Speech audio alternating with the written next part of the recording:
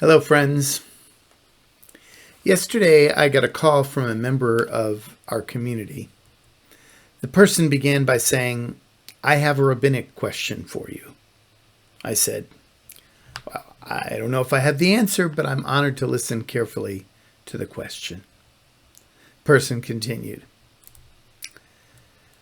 "At a recent event out on the patio, there were food trucks. One was serving hamburgers and hot dogs, and another was serving ice cream.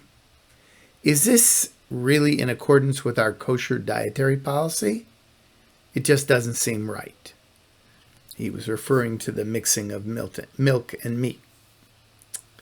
So first, I thanked the person for bringing me this question.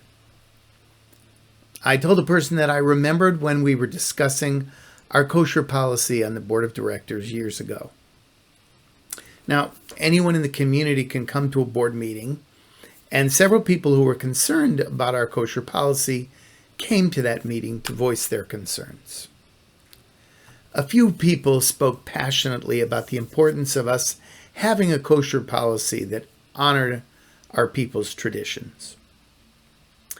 Several other people said that they didn't know anyone in the community who kept strictly kosher, and it seemed hypocritical to have a synagogue policy that few, if any, in the community followed in their own homes and their real lives. In addition, there were people in the community who chose not to have their receptions in our synagogue because they felt that the kosher policy was too restrictive of their desired menus, and as a result, they took their celebrations elsewhere.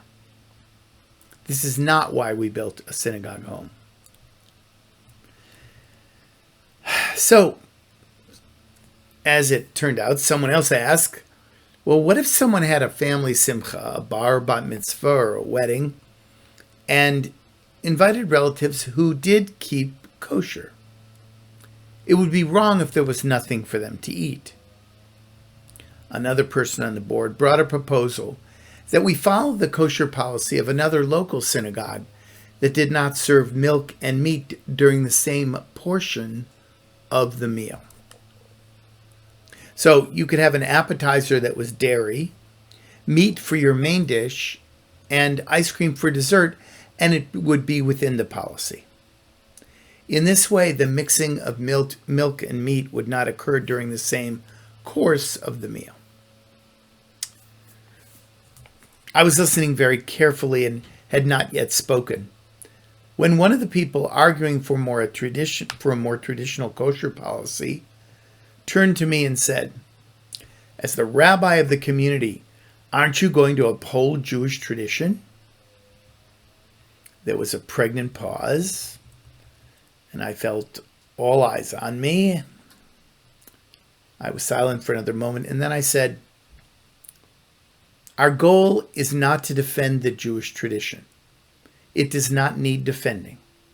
Our goal should be to be guided by our tradition to make the decision that feels most right, most just for our community."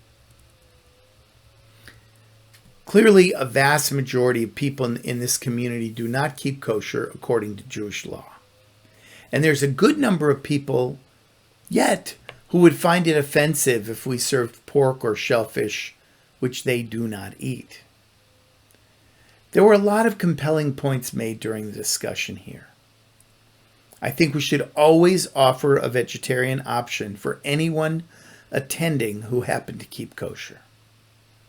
We also need to realize that if someone keeps strictly kosher, they would not even be comfortable eating here at all.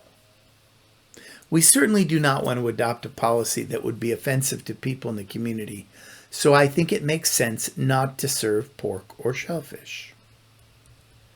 I do not accept the argument that people who do not keep kosher in their day-to-day lives should expect the synagogue to maintain a policy that is out of sync with how people in the community actually live. Too many Jews treat the synagogue like it is some holy island where we should pretend to be more observant than we really are. The synagogue should be a place where we honor the Jewish values and traditions that we live.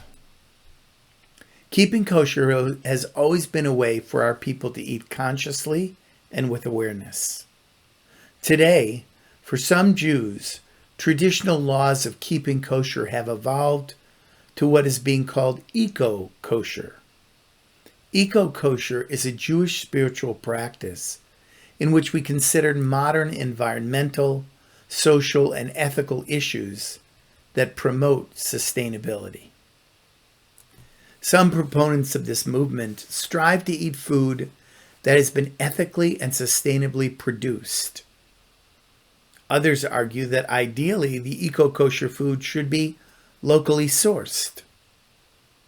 There is consideration given to the health, safety, and other labor issues in food productions, so that food produced by people or children who are working for despicably unfair wages or in unsafe conditions would be deemed not eco-kosher.